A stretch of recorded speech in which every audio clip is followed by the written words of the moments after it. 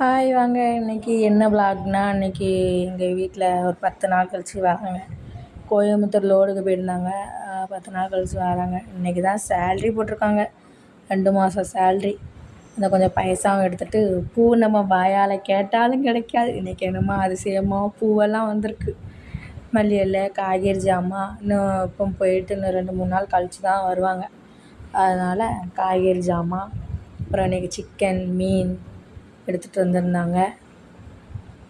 எல்லாமே ஒரு சின்ன மினி விளாக்காக போட்டாச்சு.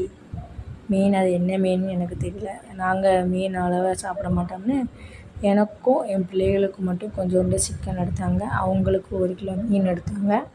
இது சாப்பாடு கொண்டு போன தூக்குச்சட்டி இப்போ தான் வருது. அப்புறம் பிள்ளைகளுக்கு சாக்லேட்டு, ஷாம்பு. நம்ம வெயிட் லாஸ் பண்ணணும்னு ஒரு ஐடியாவில் இருந்தால் அன்றைக்கி தான் இவங்க மிச்சரு, முறுக்கு எல்லாம் வாங்கி கொண்டு கொடுப்பாங்க. ஆமாம், அதெல்லாம் பார்த்தா நமக்கு ஒரு காப்பியை போட்டு மிச்சரை வச்சு சாப்பிடணும் தானே தோணும். அப்புறம் அவங்க கையாலே மிச்ச தொட்டியை வாங்கிட்டு மீனை பொரித்து ஃபஸ்ட்டு டேஸ்ட்டே அவங்க தான் பொரிச்சாச்சு. சிக்கனை பார்த்துக்கோங்கன்ட்டு அந்த பக்கம் போயிருக்கேன். சிக்கனை நல்லா கறக்க விட்டாங்க. ஒரே சண்டை, என்னோடய சிக்கனை நீங்கள் கறக்க விட்டீங்க அப்படின்னு.